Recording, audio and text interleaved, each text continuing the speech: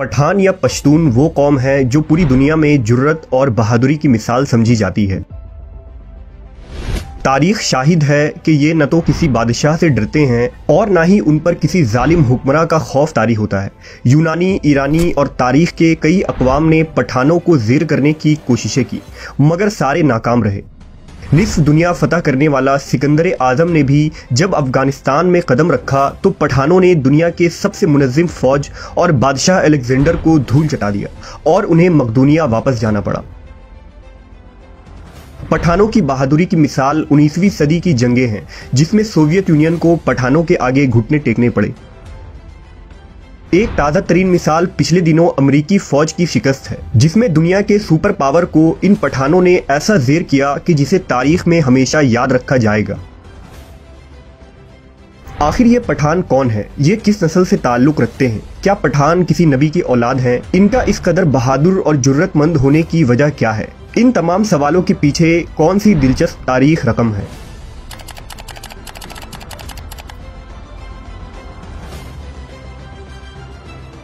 پٹھانوں کی تاریخ اور نسل کے متعلق تین مختلف نظریے ملتے ہیں۔ بعض کہتے ہیں کہ پٹھان آریائی نسل سے تعلق رکھتے ہیں، بعض کے نزدیک یہ قیس عبد الرشید نامی شخص کی اولاد ہیں جو حضور صلی اللہ علیہ وسلم کے ایک صحابی تھے، اور تیسرا نظریہ جو خود پٹھان تسلیم کرتے ہیں وہ یہ ہے کہ پٹھان قوم کا تعلق بنی اسرائیل کے گمشدہ قبائل سے ہے۔ ہم اس ویڈیو میں ان تمام نظریات کا تحقیقی جائزہ لیں گے۔ پٹھانوں کے روایات کے مطابق قیس عبد الرشید عرف پٹھان قوم کا مورث اعلیٰ ہے۔ قیس کو پٹھان اپنی زبان میں کش کہتے ہیں۔ قیس عبد الرشید وہ پہلے پشتون شخص تھے جنہیں عرب میں محمد صلی اللہ علیہ وسلم کی آمد کی خبر ہوئی تھی، لہٰذا جب قیس اپنے قوم کے لوگوں کے ساتھ مدینہ پہنچے اور حضور کے بارگاہ اقدس میں حاضر ہوئے تو نبی نے اس جماعت کے ساتھ شفقت فرمائی اور ہر ایک سے اس کا نام پوچھا۔ پھر حضور نے فرمایا کہ قیس عبرانی نام ہے، لہٰذا آپ صلی اللہ علیہ وسلم نے اسے بدل کر عبد الرشید رکھ دیا۔ حضرت قیس اور ان کے قبیلے کے لوگوں نے اسلام قبول کر لیا اور اس طرح انہیں پہلے پشتون صحابی ہونے کا شرف حاصل ہوا۔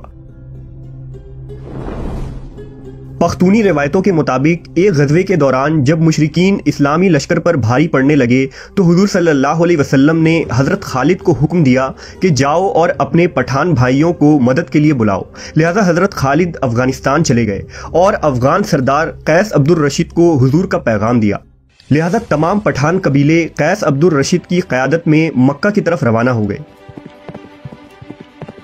مکہ پہنچ کر انہوں نے ایک خونریز جنگ لڑی۔ شام کو صحابہ اکرام نے حضور کو یہ خوشرنجی سنائی کہ افغانی لشکر نے مشرکین کو شکست دے دی ہے اور ہماری فتح ہوئی ہے۔ حضرت خالد بن ولید نے ملک عبد الرشید کی بہادری کے واقعات حضور کو بتائے تو آپ کی زبان سے برملا یہ الفاظ جاری ہوئے کہ اللہ اس کی آل و اولاد کو فروغ بخشے گا، اس کے قبیلے کی تعداد اور طاقت سب سے زیادہ ہوگی۔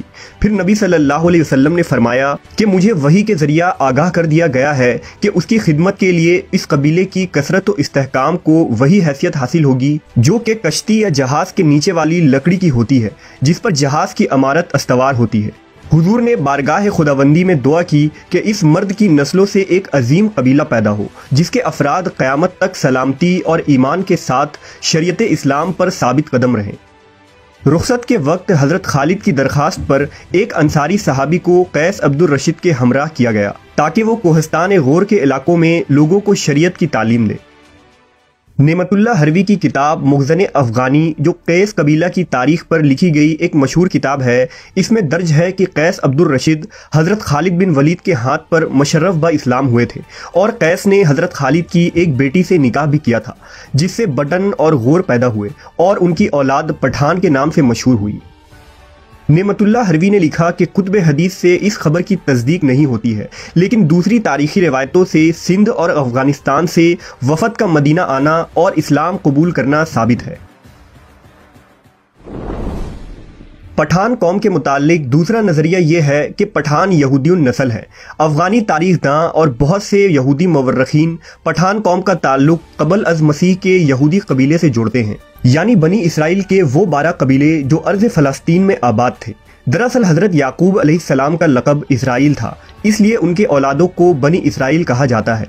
हजरत याकूब के 12 बेटों से बनी इसराइल के 12 कबीलों की बुनियाद पड़ी, जिनमें आले यहूद, आले लावी और आले रोबन वगैरह मुअज़्ज़ज़ कबीले थे। खुदा ने आले यहूद में हजरत दाऊद और सुलेमान अलैहिस्सलाम को मबूस फरमाया, जिन्हें किताब और बादशाहत दोनों अता की गई। हजरत सुलेमान के ज़माने तक ये 12 कबीले यानी बनी इसराइल इज्तमाई तौर पर एक मजबूत और ताकतवर कौम थी, जिनका दारुल खिलाफा यरूशलेम शहर था। लेकिन हजरत सुलेमान की वफ़ात के बाद जब आपका बेटा रहबाम तख्त नशी हुआ तो बनी इसराइल के 10 कबीलों ने उसे बादशाह तस्लीम करने से इनकार कर दिया। इस तरह बनी इसराइल 2 रियासतों में बढ़ गई। मशरिकी फ़लस्तीन में बनी इसराइल के 10 बागी कबीले ने सल्तनत इसराइल की बुनियाद रखी, और मगरबी फ़लस्तीन में बनी इसराइल के 2 कबीले यानी बनी लावी और बनी यहूदा रबहाम के मातहत रहे, जिन्हें सल्तनत यहूदा कहा जाता है। 800 कबल मसीह में बाबिल की अशूरी फौज इसराइल पर हमला आवर हुई और उनकी हुकूमत को तबाह बर्बाद कर दिया। अब सिर्फ मगरबी फ़लस्तीन में आबाद सल्तनत यहूदा बाकी रह गई और वहाँ बसे बनी इसराइल यहूदी कौम के नाम से मशहूर हुए। बनी इसराइल के बकिया 10 कबीले के अक्सर लोग कत्ल कर दिए गए, जबकि कुछ कबीले वहाँ से हिजरत करके दुनिया के मुख्तलिफ हिस्सों में जा बसे, जिन्हें बनी इसराइल का गुमशुदा कबीला यानी द लॉस्ट ट्राइब ऑफ बनी इसराइल कहा जाता है। ये वो रिवड़ थे जो अपने ग्रोह से जुदा होकर भटक गए और तारीख में उन कबीलों का कोई नामो निशान नहीं मिला। दरअसल तवील तारीख को मुख्तसर बयान करना मुश्किल काम है, लेकिन उम्मीद है कि आप वाक़यात को बखूबी समझ रहे होंगे।